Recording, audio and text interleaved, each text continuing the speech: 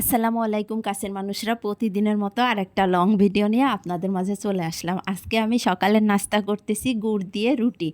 এই গুড়গুলা শীতের সিজনে আনা হয়েছিল, ফ্রিজে রাইখে দিছি, যখন খুশি তখন খাওয়া যায়। এটারে বলে ঝুলা গুড়।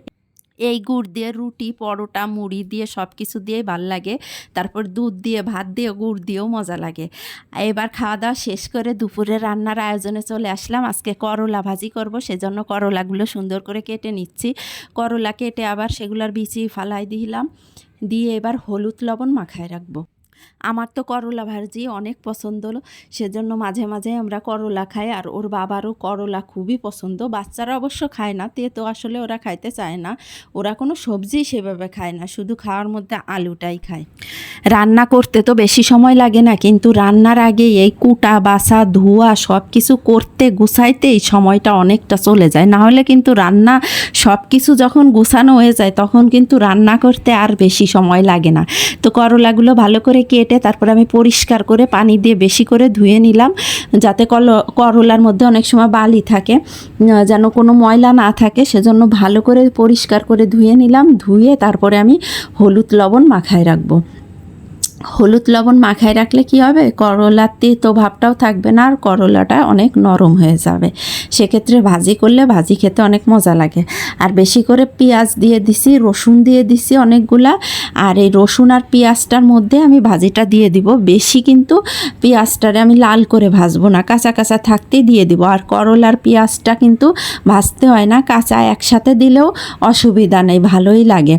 যত কাঁচা থাকবে পেঁয়াজটা ততই মজা লাগবে। আমি তো প্রথমে করলার মধ্যে পেঁয়াজ দিছি, ভাজা ভাজা করছি। এইবার কিন্তু আরও কিছু কাঁচা পেঁয়াজ আর কাঁচামরিচ দিয়ে দিলাম।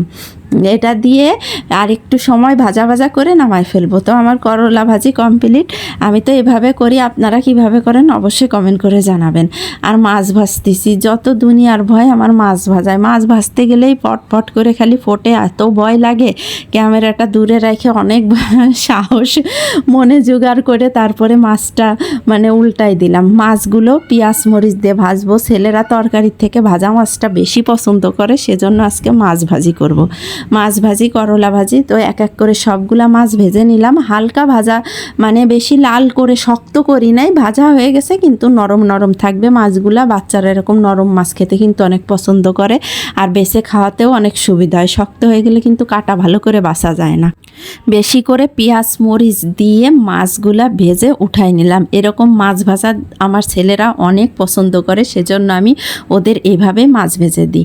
আর এবার কয়েকটা পটল হালকা করে ভেজে নিলাম, ভেজে উঠায় রেখে একটু মশলা দিয়ে পটলটা ভুনা করব। এইভাবে পটল ভুনা করলে কিন্তু অনেক মজা লাগে। তরকারিতে যেসব মশলা দিই, রসুন বাটা, মরিচের গুঁড়া, হলুদের গুঁড়া, জিরার গুঁড়া, ভালো করে কষানোর পরে মশলাটা, তারপরে একটু পানি দিয়ে পটলগুলা দিয়ে দিছে। এবার পটলগুলা ভালো করে কষানো হয়ে গেলে সামান্য একটু পানি দিয়ে দিলাম, কারণ ভাজার সময় পটল তো সেদ্ধ হয়েই যায়, সেজন্য বেশি পানি দিলাম না।